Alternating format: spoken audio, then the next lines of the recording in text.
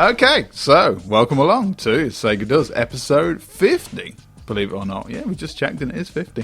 I am Sam, the Pixel Dude, your host, and joining me virtually to my left, as always, we have the Sega Does librarian himself, Dylan Cornelius. How are we doing, Dylan? Hey, I'm good. I'm excited that we're at 50. Yeah. I thought we were at 49, which 49 it's not really that exciting of a number, but No. 50 That's pretty is a cool. big deal. Yeah, Yeah. that's pretty good. Yep. And to celebrate episode 50, we've got some of the worst games ever released on the face of the planet ever today. One of He's them, not kidding. actually, I think may be the worst game ever released on the planet ever. So, without further ado, let's jump in with some comments, actually, from episode 41 of the Sega Does podcast. Now, this is the first podcast that's actually been released after the new line of podcasts has been released. Yes. So that gives you a clue to how far ahead we are. But actually, naturally, things will sort themselves out, and things will become more organic with talking about comments from previous episodes and stuff like that in the future. So, only one comment so far, so come on guys, up your comment game, let's do this. But, of course, it's going to be from Sean697. He's back nearly a decade later. He is still there. It's not quite the epic monologue that we used to from the old Sean697, but he is still here. And he says, hey, great to hear some of the new stuff. I can't believe it was 7 years. That's insane. Immensely enjoyed the podcast. So that was his comment on the new era, shall we say. We are officially now with 41 in season 2. It was a long season 1 of the Sega Does podcast. Yeah. So what, do you want to say anything to Sean, Dylan? Just like a thank you for the support over the decade? Oh, man. I mean, yeah, no, it's great. It's great that he listened. It's great that he's back. It'd be great to get some of the old gang, so to speak, the commenters who used to comment a lot back, but also to get some new folks in here. Yeah. It doesn't really matter. We like reading your comments, and we're thankful that y'all are still interested. I mean, we're basically, we're not full retro, Sam, but we're almost there. I mean, Yeah. It's weird that, when we started this, I think the SG-1000 was 30 years old, and now it's 40 years old. So it's a little, it's weird. The Dreamcast is twice as old as it was when we started. That Right. sort of thing. It's like, ooh, Yeah. that's not cool. Yeah. We're not twice as old, thankfully. But No. we're older, as anyone would be over Yes. the passage of time. Actually, the Dreamcast is nearly... thankful That's- thankful for Sean. Thankful that he's still here, for sure. Yeah, the Dreamcast nearly is by a year, twice as old as it was when we started. Wow. Maths sucks. That's why we play video games. And the first video game we are playing today is Rastan Saga 2.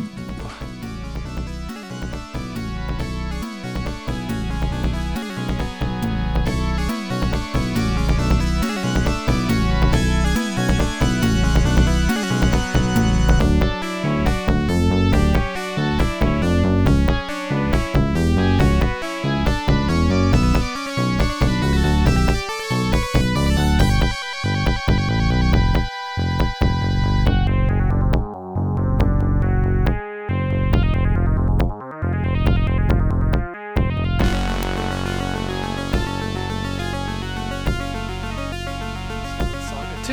Yes. Was there a 1? I don't know. Yes. There was. There was. There was. Okay. But it wasn't called Rastan Saga. Uh-huh. It was just called Rastan. Or Rastan. Oh, Rastan. Rastan. That Rastan. doesn't- That's that how I know it in my head. Is Rastan. I'm trying to be like the posh, bring a bit of class to the podcast, British accent. Ha ha ha, from Cambridgeshire. But Rastan is kind of how I know it as. Right. A new segment almost to Sega Does. I'm going to be reading a lot more of my notes out because as I've been writing notes extensively, like 4-word notes on these games, Sure. I have discovered they are quite humorous. So, Okay. the first one of my notes is big blocky mess. Yes. So that is true. Yeah. Yeah, so Rastan Saga is a side-scrolling beat-em-up platformer slashing, kind of don't really know what it wants to be, so it's going to be Rastan. Personally, this game is a hell of a mess. It is a mess, but I found myself...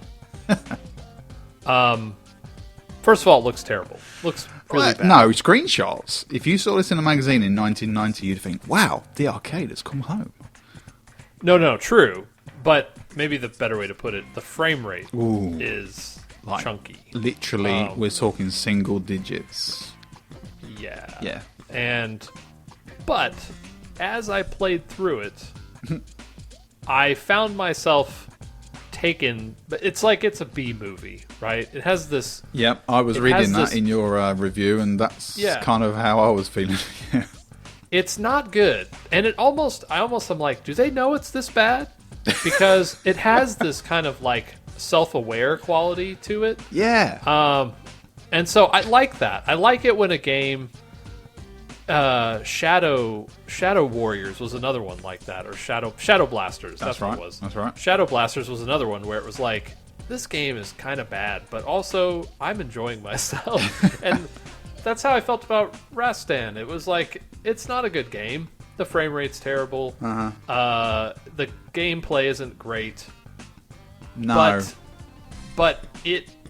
I wanted to keep. I'm like, what's going to be next? Like, this just keeps going, and it is. I mean, one of my notes I've got big Conan vibes, and one of the things about Conan that was like cool for its day is that every like 10 minutes there was something new in the film. Like, oh look, there's a new enemy, there's a new monster, there's a new setting, and it just kept punching you for like 90 minutes. Like, this is, you was always put in different situations and it was like never really done then in big fantasy films, because they didn't have the technology and the budget and that kind of thing. We are starting to see that in games now. It's like, oh, we've got a bit more memory and we've got a bit more detail we can put in things, so we can have a boss that doesn't look like the previous boss, and we can have levels that are different and weird one-off enemies and situations that can put you in, and that this game did do that. You are right. Yeah, but let's talk about the name for a minute. Okay. So, Rastan Saga 2 is obviously a sequel to Rastan Saga, but we never got Rastan Saga. We got Rastan for the Master System. Right. And Rastan Saga 2 came to the arcades in Europe as Nastar, which is, of course, it's almost Rastan backwards. Not quite, but almost. It is, isn't it? Yeah. Almost, yeah. And then we got it here in the States as Nastar Warrior, which I've never heard of. Why? And then, when they brought it to the Genesis in all territories, Taito just kept Rastan Saga 2 as the name. So, if you played Nastar or Nastar Warrior in Europe or the States, and you saw Rastan Saga 2, you'd be like, I don't know what that is. Don't know what that is. So, and they did this all the time back then. I'm glad there's more continuity in terms of game names now. Like, it's just like, okay, what is it called in Japan? Okay, something that no American or European could pronounce. Okay, well, that's the name in Europe and America. It doesn't matter. No, just put it out there because they just want that continuity. But back then, nope, don't matter. It was scrappy times. Yeah, it's got some cool like not very well translated, but actually translated perfectly things. There's like some little title cards in between levels. One of the quotes I've written down is, "I have opened a fire." Now, what I think it's meant to mean is like the fire inside him. Like I've started the fire inside of me. Because after the first level, and it's like I am going to take on whatever the hell this guy's trying to do. But it just says out of context, like I have opened a fire. And it's and you start thinking, is it mistranslated? Does he mean a door? Does he mean, or has he started a fire? Like it's like, oh, what's he doing here? But I think it means like I have ignited the passion inside myself. You have to try and do a bit of, 1990s Asia to Europe translation. Right. What are you doing? It's like, okay, dude, I got you, dude. I've also got weird block science. There's some weird block tech going on here. I don't think it needed it. It likes its blocks in this game, even to the fact that the blocks that you interact with use as platforms, and you can destroy them and use them in puzzles and things like that. They're even featured on the box art. It's like, there's blocks in this game. Check it out. Oh wow, you're not kidding. Yeah, obviously whoever played the game and then had to draw the box art was like, they like their boxes. They probably only played the first level because that's where the boxes are. So well done. Right. It's not particularly hard, but it is. It like drags on you a little bit because it's so slow. It is. And back in 2014, 15, you gave this a B-. Yeah, and it was 2017. Oh, 17. Oh, bloody hell. But, I mean, it's all the past, man. It's all the past. I gave it a B- because I thought it's not... Once you start heading into C territory, you're talking... Okay, this is how I used to think. You're talking like, don't even pick it up, aren't you, really? Well, it's more of like it's average, which I thought this game just eked a bit above average because, again... Just for the thrill fact. Just for the insanity of... all of it. Not insanity, that's a bit much. Absurdity of it. It has this absurd old game feel that I love. It's not unplayable. If it was unplayable, I would have given it a bad grade regardless. Okay. But it's like it has that Shadow Blasters final zone, or I think it was called Final Zone. It was some like really old beat 'em up for the Genesis that we talked about years ago. And it was based on Fist of the North Star. And people either like love that game or just can't stand it. But it has all these unique ideas. But the gameplay is so basic. It's just not... It's so... I like games like that more than just average games. I get you. Just like, It's like a slice of the time. It is. It is. And that's what we deal in. Talking about commenters at the beginning of this episode, the comments for Rastan Saga 2 is like a who's who of Sega Does commenters. We have GH, we've got Sean, we've got Brett Brown, we've got Luke, we've got Josh Dykerman, we've got Johnny Scott, we got Munchie Magic. I don't think we've heard of that one before now, but thank you anyway. Let's have a look through here. What we've got, Rom also says something about this reminds me of Swordmaster on the NES. Got any Swordmaster NES vibes going on, Dylan? Yes, 100%. It really does. I would say this game is slightly more playable than that one, but it's a good... As I said it in the comments as well, I responded and I said it's a good point of comparison. So, yeah. I'm just reading this comment here from Brett Brown. He says, I'm really unsure why I never owned this one. This is definitely the type of game I was drawn to when I first got my Genesis. I did play the arcade game once also because the arcade game was called Nastar Warrior. I was convinced that Taito took an unrelated game and made it into Rastan sequel for the console release. I don't know why. I don't know now that I was wrong. I don't blame you for being confused, Brett, because it's not exactly unconfusing, is it? No. So your little 1990 mind can be forgiven for that one. So moving on. Next, we have some Japanese game. We have Final Zone. Tagline: Bad Mech games do exist.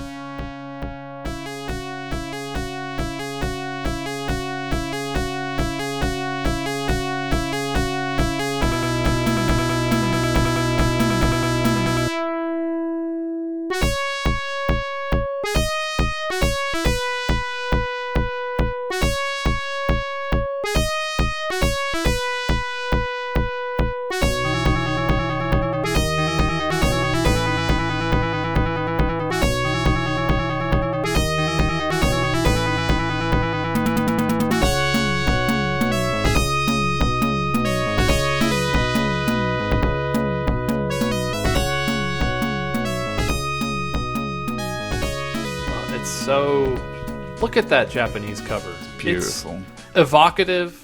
You're just like, oh man, this is going down. Like, you just look at it. It's very Evangelion before Evangelion was even a thought in the Evangelion guy's mind. It's pretty... Right. Yeah. Yeah.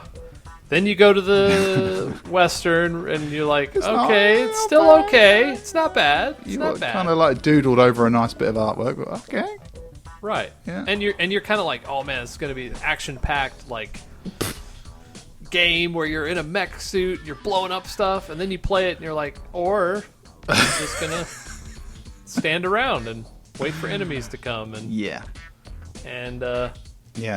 This is the first of, I think, over the next episode or two we're going to talk about a lot of Wolf Team games. A lot. Wolf Team have ramped up their development for the Genesis by looks of things in the 1990, and they ain't going to stop. And one thing they like doing is making games with metal things that shoot stuff. And in this version of Metal Things That Shoot Stuff, we are shooting stuff in isometric views in mechs. Now, actually, to me, that's not a bad concept, you know. Not a bad idea. Not a bad idea. No. Stereotypically, Europeans, we like that isometric. Don't know why. I'd probably say more continental Europeans. I don't think British guys really like that kind of stuff. Anyway, sure. It's a stereotype. Let's go with it. It's funny.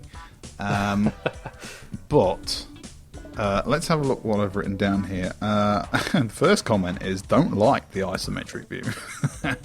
One of the reasons for that is your mech is really big and your field of view is relatively small. I don't think the technology, or shall I say the resolution, was quite there for this. No, it wasn't. The thing that really got me, the thing that really got me was you can't turn and fire at the same time. No, you cannot. That's a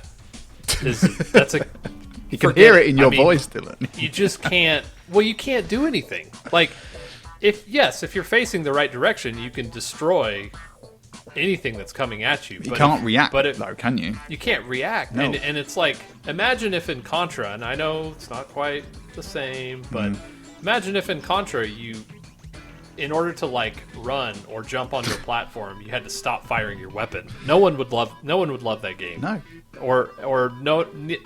I can't talk. They would not have gotten as many sequels.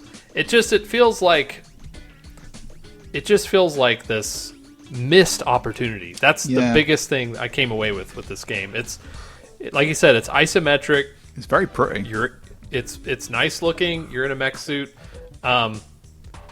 And you have an enemy counter on the screen, and enemies, you're basically just supposed to shoot all the enemies until they're done, right? Until the counter goes to 0. That's it. And sometimes you fight a boss, sometimes you don't. But the thing is that sometimes you'll destroy the enemies that are on the screen, and you're like, where are the other enemies? You're just like, are they here? Yeah, you gotta like wander around the arenas, yeah.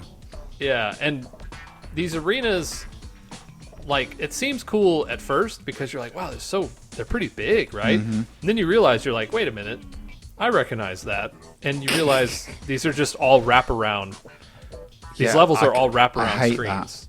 I hate that. If it wasn't wraparound screens, you could kind of get your bearings. If you whacked up against a wall. But they're not. I can't help but think, I mean, I know a little bit about technical stuff and programming, but I can't help but think actually making them wrap around was more difficult than making them not.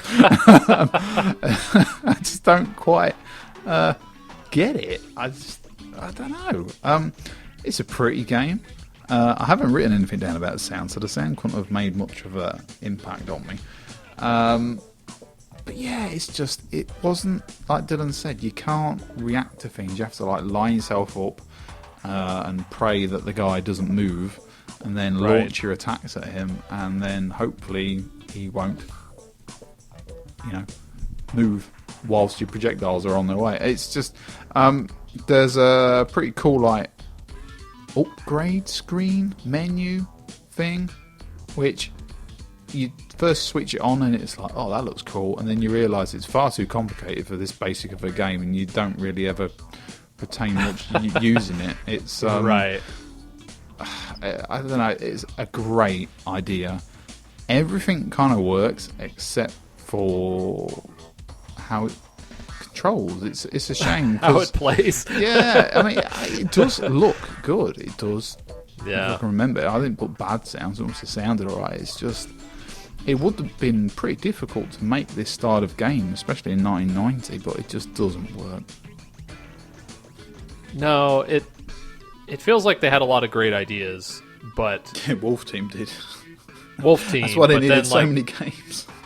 I guess, yeah. But it's like, it just doesn't click. And sometimes when we're going through these older games and we come across stuff like this where it's like, oh, this came out everywhere. This came out in Japan, or at least it came out in Japan and America. It didn't come out in Europe. Okay, No, I don't think so. But it came out in two, decent-sized territories, and you're like, I wonder why I've never heard of this. And then you start playing, and you're like, oh, that's why, because it's not very good. But it does have interesting ideas, and it's funny you say that, because one of the comments I've highlighted is Sean has actually said, I rented this one. It was okay game, but I wouldn't want to own it. I think that is a very good synopsis of, people got. When people talked about this game or rented it or tried it, it was like, nah, it's not worth. Right. It's not worth the time, especially with the amount. All of a sudden, there is a huge influx of games coming out for the Genesis at this time, and it's just, you couldn't waste your time with this. No. This was around the time that, like you said, a lot of games were coming out. A lot of better games were coming out. Better games, you say? Well, perhaps not our next game, but we'll see. Oh my giddy aunt. Right.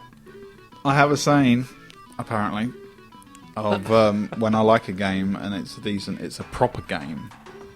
Yes. Yes. This is not proper, good sir.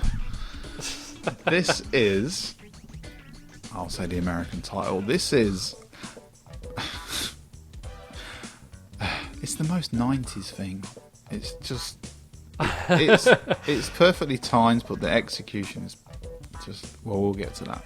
It is Slaughter Sport. Slaughter Sport. For the Genesis. I feel like there should be some sort of generic heavy metal track. Dun, dun, dun. This should be like a Jean-Claude Van Damme early film. This should be, it's the basic contest fighter premise, shall we say? Yep. Fighting tournament premise. It wouldn't surprise me at all if the Mortal Kombat guys probably didn't play this, because, as we're going to get to in a minute, you can't play this. But it's Slaughter Sport. What is it? It's a fighting game, people. It is I hate to say it in the same sentence as the greatness of Street Fighter 2, but it is a Street Fighter 2-esque, big air quotes, fighting game. You have one guy on one side, one guy on the other side, health bars, fight. That's the kind of game it is. But it doesn't. It's broken. It's broken. It just doesn't. It's broken. Broken. It is. It's too kind, Dylan. No, it's true. It's busted. It doesn't function. No. It doesn't even function. It's not like it doesn't function well. No, it just doesn't function, period. Like, you can't, you have a very basic move set. Basic. In my time with the game, I could only find one move, which was a jump kick, that if it hit, would even take off any damage, really, like at all.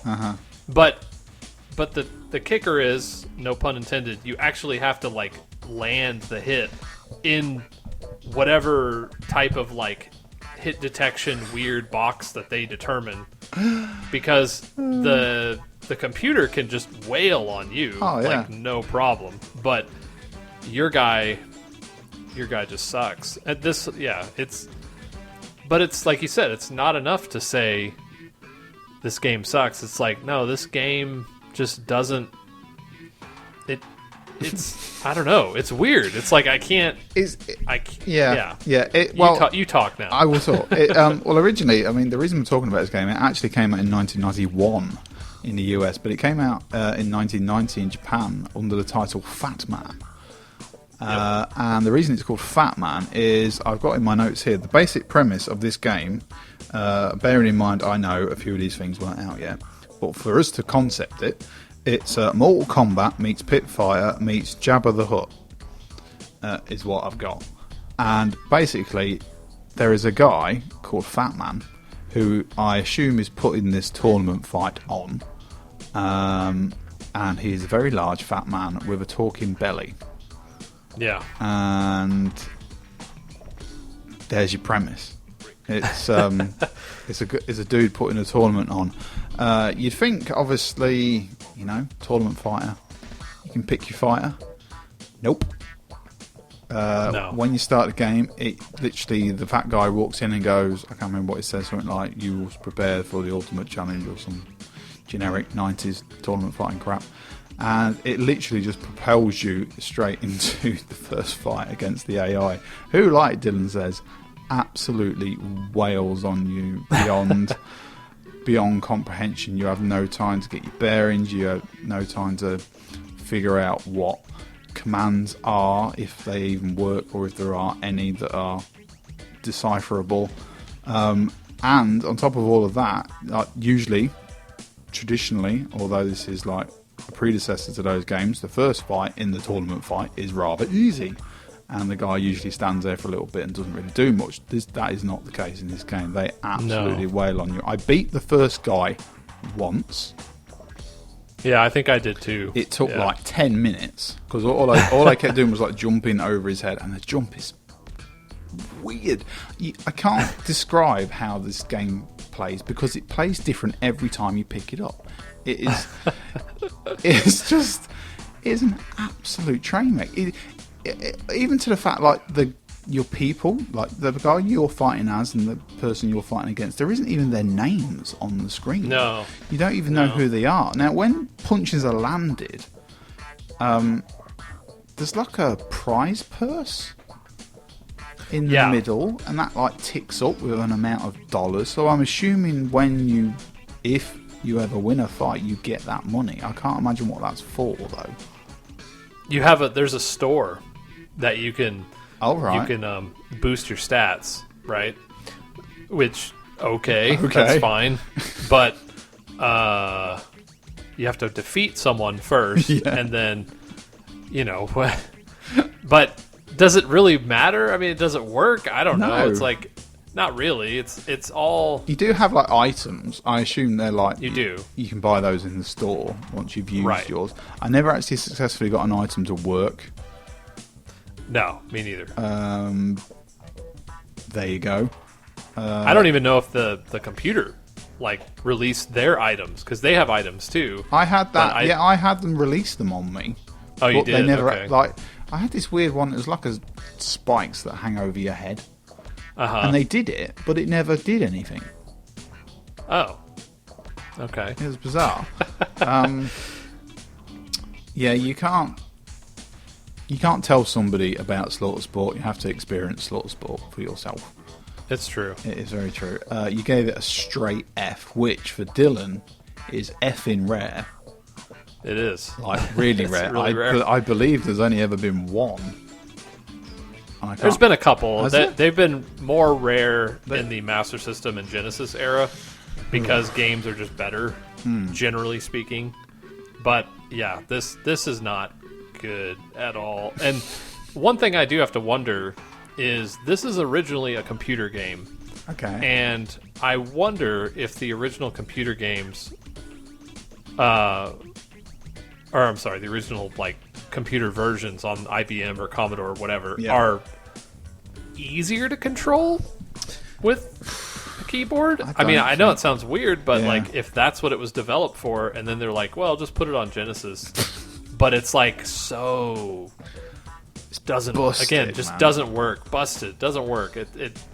it's almost like you're holding the Genesis controller in your hand, and you're like, "What happened?" Like it's not functioning. You know, you're just like, this. Anyway, yeah, it's bad. I'm going to go through a few of these comments. Sut says, okay. I've always avoided this game because of its notorious reputation. I've never heard of it before. Yesterday when I played it. Following your review, I fired it up on my EverDrive. Good man, Sut. And I'm in complete agreement with your review. Awful, just awful. Definitely the worst game I've played on a Sega platform. Whoa.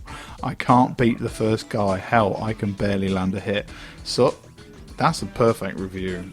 Like, in the TikTok world we live in, that's perfect. Yeah, it's true. That is perfect. We've got GH down here. Says, good review of a dreadful game. 5 minutes of emulation was enough for me. I reckon anyone who paid full price for this might actually have a strong legal case, like those people who are missold insurance policies. Yeah. Oh man, that's so true. Old school player, he's back again. He says, I remember seeing this game with such cool cover art and title, thinking how good it must be. Boy, what a turd underneath. Sure glad I didn't throw my meager savings on this. I agree.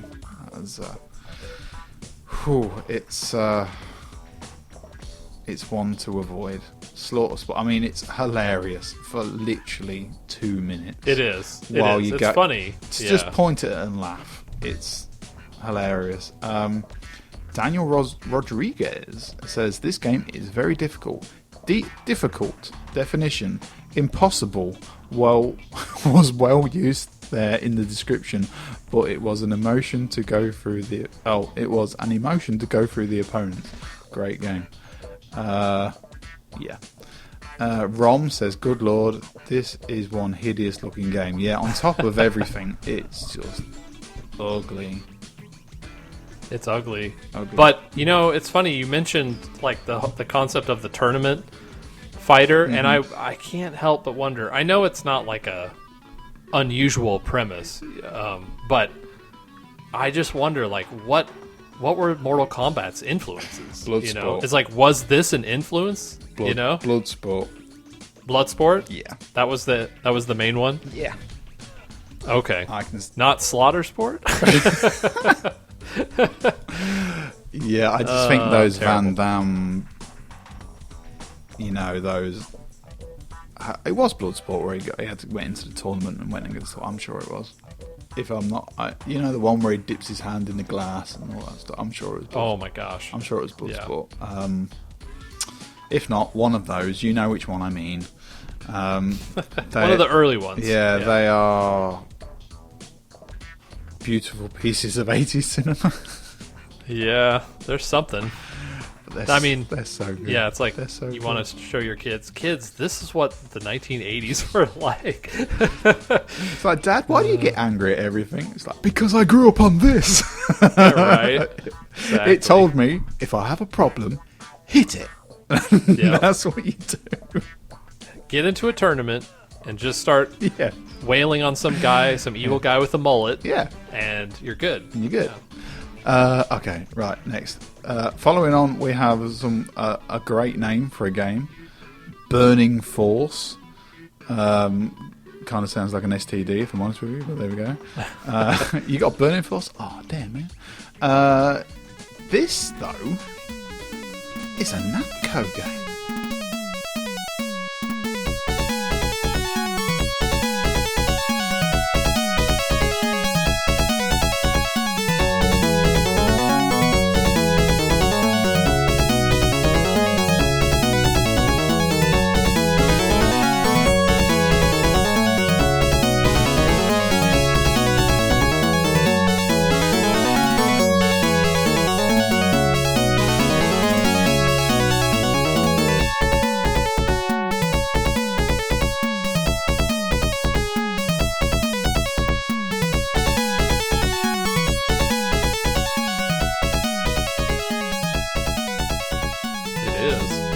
Namco, as it was known back then in Japan. This is really good. It's surprisingly good. Yes, it has character, style, that didn't get like demolished in the Americanization of it. It's a. Let's have a look at the notes. No, we're not looking at that awful game anymore. Here we go. First note is Namco, three exclamation marks. Yay. Second note is Space Harrier meets Space Invaders meets Panzer Dragoon. That's the kind of feel I got from this. What do you think, Dylan? Yeah, I felt. What was the second game you said? Because it was Space Harrier and what else? Space Invaders.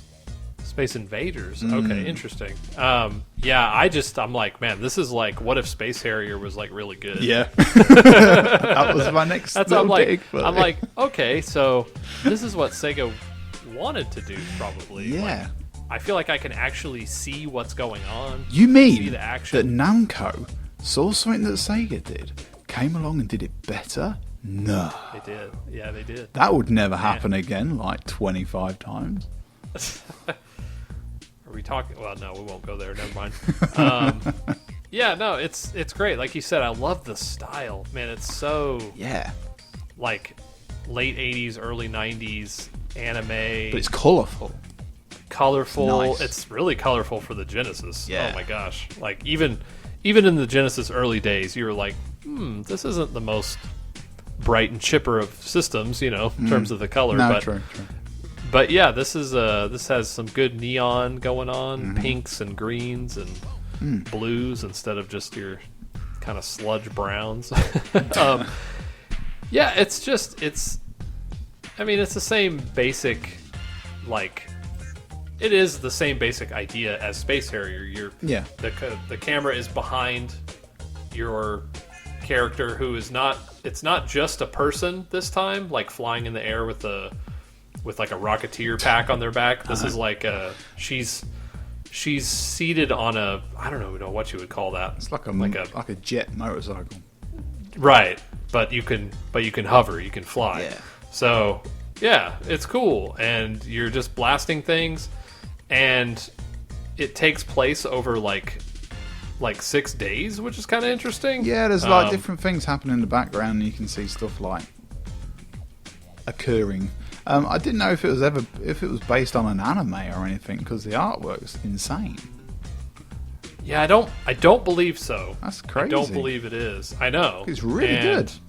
Yeah. It had to have been an arcade. It is an arcade game originally. Okay. I was gonna say, because I'm like, it has to have been. But what do you think of the music? I've got good music. Is on my list. I shall add some music in for everyone to listen to. I just got a really nice, warm, fuzzy feeling after playing it. It's like probably because I played Slaughter Sport first, but it's got what you wanted out of an early Genesis game. It's got the effects that an 8-bit console couldn't do. It's got the false perspective with the scaling that actually works better than Space Harrier did. It's really polished, really solid, and definitely check it out if you like shoot 'em ups.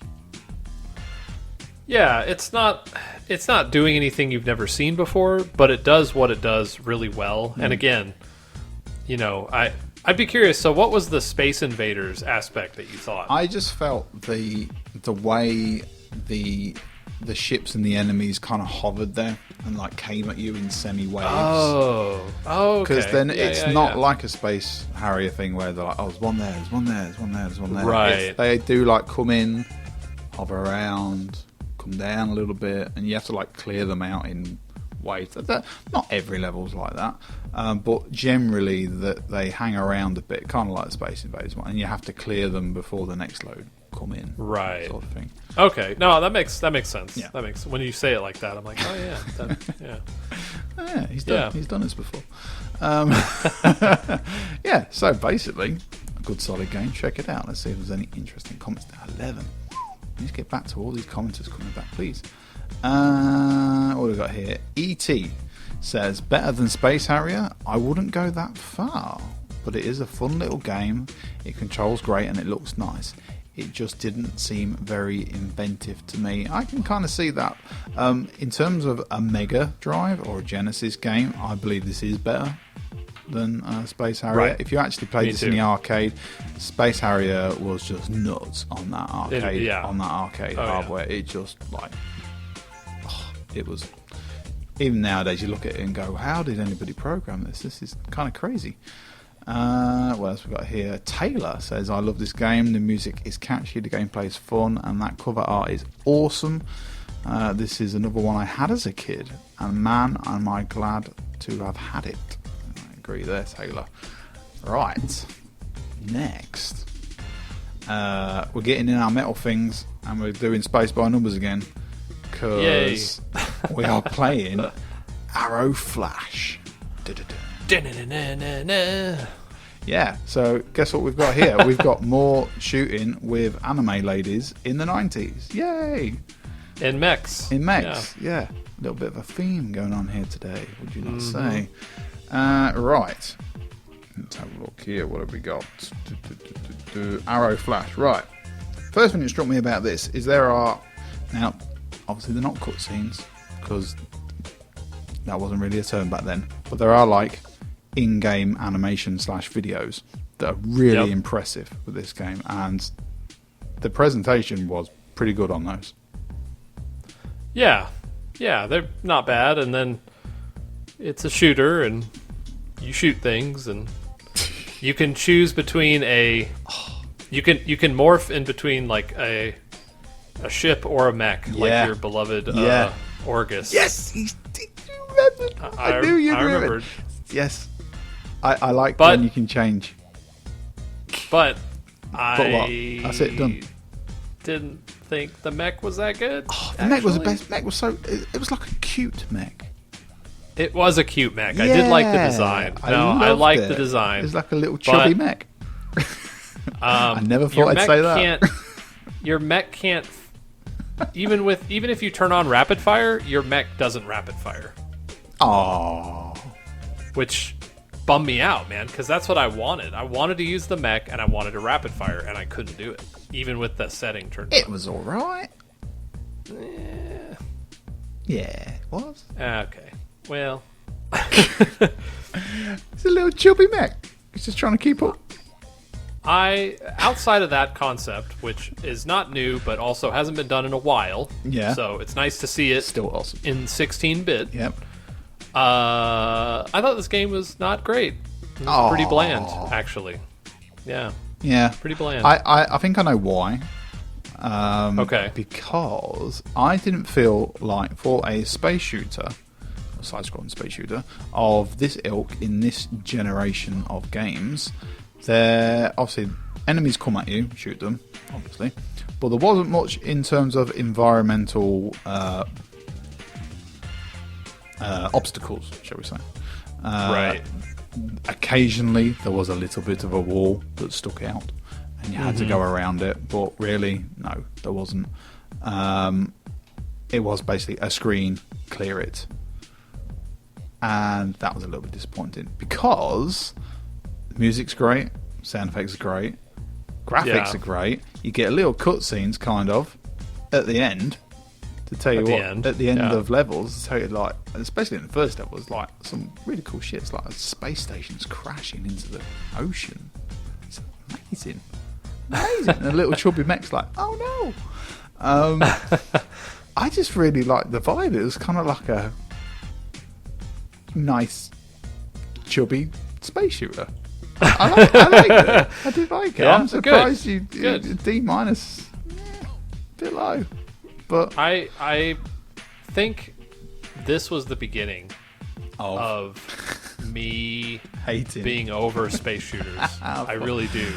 Because we've had a lot, even if we look at our list, I mean, we've already done a lot, and if you look at the list, there's so many more to come that I think this was when I started. Because, I agree. I mean, D-, I haven't played this game in 6 years. I remember it, but I haven't played it in a long time. And I'm thinking about it. I'm like, really, Dylan? D-? Like, I don't know. Might have been a bad day. I don't know. That's the thing with... Honestly, man, reviews, no critic wants to say this, but they're so subjective. They all are. I know, and like everyone knows they're subjective, but I don't think people really get it. It's like, dude, if your video game critic had a bad day and he isn't being paid to give a game a 10 and the game isn't that good forget it. And he's Like, played 25 of them previously that month. Right. Exactly. I wish I was paid to give a game a 10. No, I actually don't, but I'm just kidding. You would say, no, sir, I have integrity. Yeah. Right. Sut says, I actually had fun with this one, but I'm a bit of a shooter virgin, so probably a nice entry-level game. I would agree. This is entry-level shooter territory sort of thing, which is bang where I'm at, so that's brilliant. I'm going to have to play Hellfire and Thunder Force 3 and see the standard of Mega Drive shooters. Oh, Thunder Force 3, my goodness. I know. Oh my god, good. I keep going back to it. I do. Still can't beat it, but I just look at it and go, wow. Brett Brown says, I was never good at the shoot 'em ups, but I managed to beat this one on a rental. Wow, Brett Brown. See, again, I keep mentioning it, but I love the stories of back in the day I rented these things or I borrowed this thing. I love them. It just puts me right back. I think that speaks volumes about difficulty. Yeah, it's a chubby space shooter, alright? It's not going to be hard. Okay.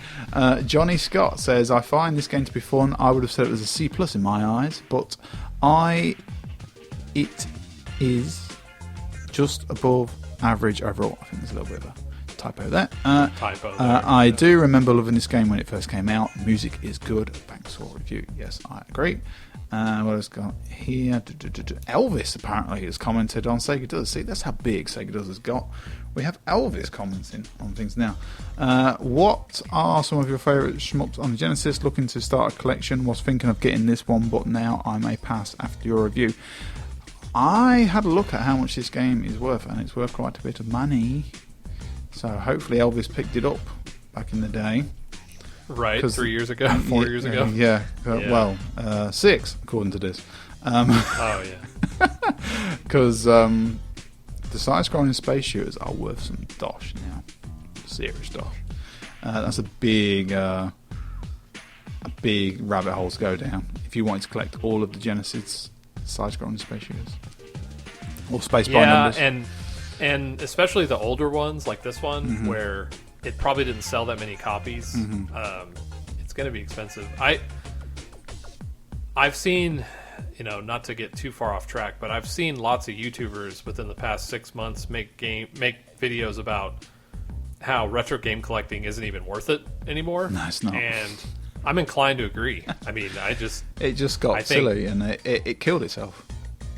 Right. And so I don't, outside of the super wealthy, I don't know who's going to be doing that. Well, the problem is cast your minds back to when me and Dylan first started our podcast adventures together.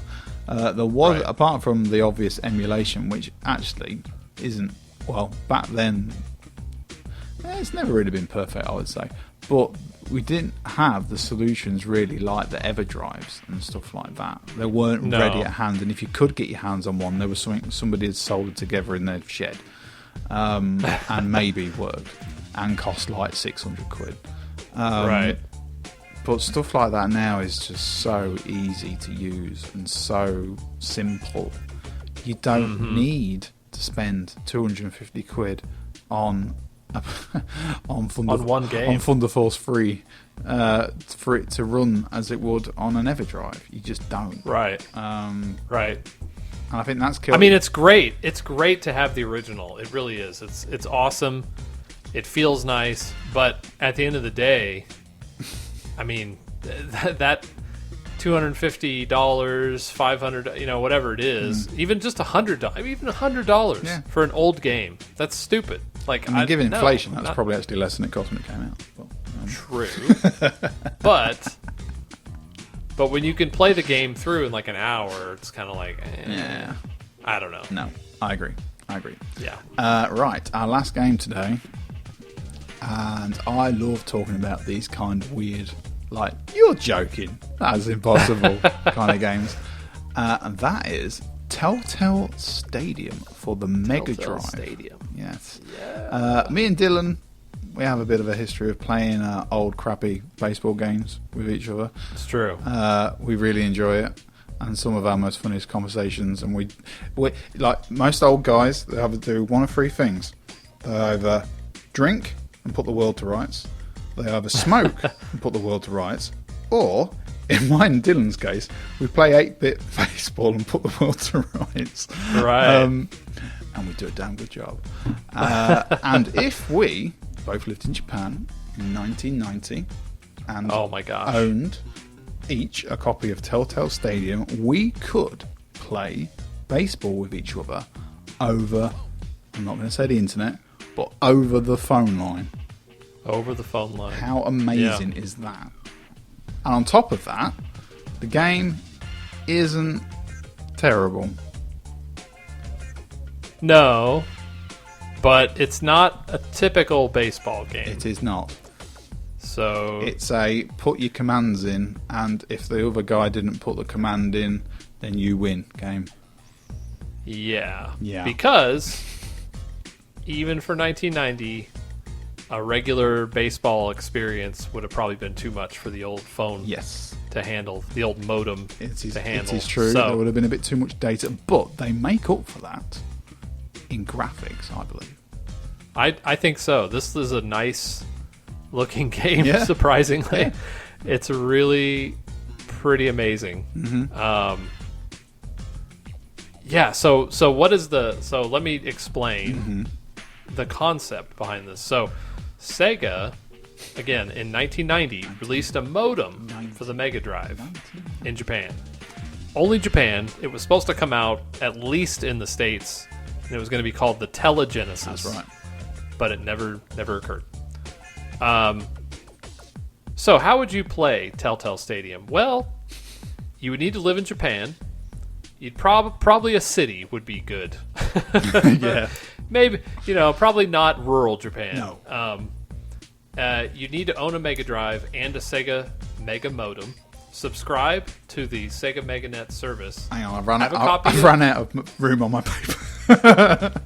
Have a copy of Telltale, Oh my god. and have a friend who also Has has all of those things, yes.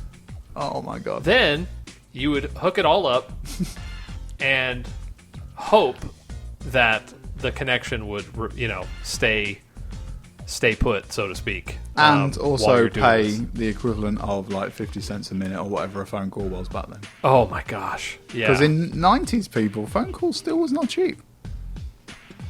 no. Phoning people was not. Phoning people on a phone didn't get cheap, really. I would argue until even up to when not early, but Nokia mobile phones come out. Because I can remember in 95, 96 ringing my friends on the phone, talking to them for 10 minutes, and then at the end of the month, my mum would come and moan at me and say, "Why did you spend £3.50 talking to Simon down the road the other week?" And I was like, "Well, I was only on there for 10 minutes. Yes, these things are expensive. Don't do it again." And it's Right. They weren't phoning people wasn't cheap. It wasn't. No. It only got cheap when they figured out a way to essentially track every person with the phone, and then they're like, "All right, that's free now." Okay, that's fine.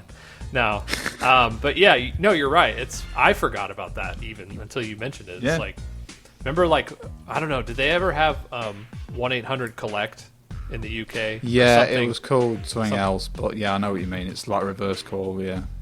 Yep. Yeah. Yep. Yeah, and forget it if you wanted to call to a different state or a different. Yeah, I mean, different country. Of course, people would expect that to cost a lot of money, but Yeah. international calls were expensive. But even to a different area code was Well, different. I remember. Or I have expensive. family in Philadelphia, and Yeah. it's my uncle and obviously my nan's son. And what would happen is he would get it would cost him half as much to ring Nan. So what Nan would do okay. was prank him. Okay. And go, "David, I want to talk to you now, bye," and then put the phone down, and then he'd ring her back because it was half the cost, or he'd ring her back from work. I think that's actually what happened. Oh, okay. Because Wow. yeah. So my nan would ring his office pretending to be somebody wanting to buy carpet or something, and then he'd ring back. But oh yes, Mrs. Osborne in the UK. Yeah, we can ship. Yeah. Anyway, what have you been up to, Mum? It's it's quite funny. I think the next thing to get a price reduction, and it's already Well, no, I shouldn't say that. I think the next thing that's going to be, because remember, it was phone lines / phone calls were expensive. Then texting was really expensive. Oh yeah, 10p. Yeah, and then both of those are free now. So I think the next thing that's going to be affordable is internet, fast internet, I should say. Because literally give it away, sort of thing.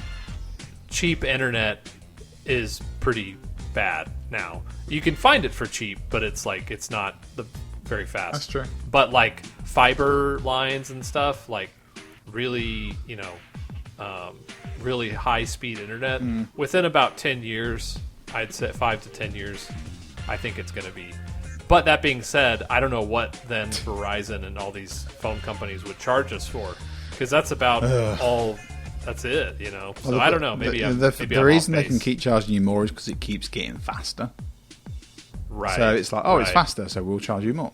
And it's the that's problem true. is with a phone call. It's like it's a phone call. It doesn't really change. So eventually, it just gets cheaper. Whereas if stuff keeps getting faster, then they can keep charging you the money. Ah, see how it is. Yes. Anyway, there was nothing like that in Japan in 1990. It won't be long. No, that sure wasn't. But, the fact that you could do this is amazing. It is. It is. Yes. And once again, Sega ahead of their time. I don't know about this specific example, but most of the time when Sega was ahead of the curve, it was to their detriment. Yeah. It was like someone would then 10 years later come along and just do it way better. Well, I always think there was a thought process missing in between A and C with Sega. Right. There was a, can we do it? And then at the end there was a yes. And then, but in the middle there should have been, but will people buy it?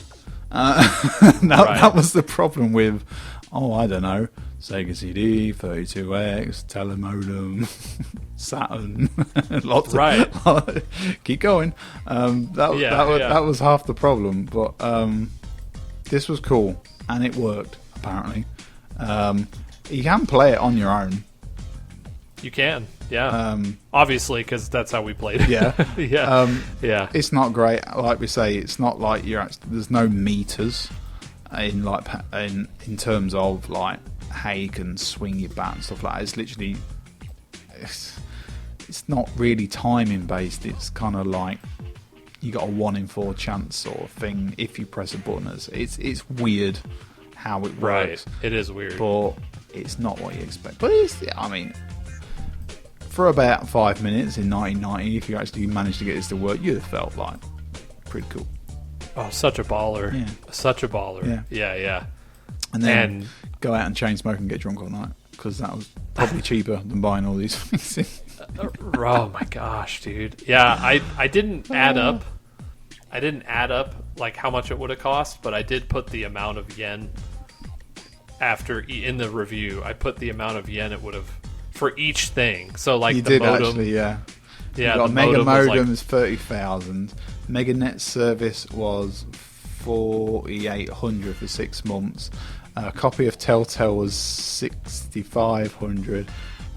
We haven't brought a Mega Drive yet. We haven't brought a television yet. We haven't paid for the phone yet. And then also somebody else has got to do all of that as well. That's the crazy thing. But anyway, an interesting piece of history, and that is what we do here on Sega Does, is we bring you history that people have forgotten, sometimes for the best. So that's it, Dylan, for today. That's it. Episode 50, man. Episode in 50. the books. It is done. On the books. Stamp it. Done. So until next time, Sega. Sega.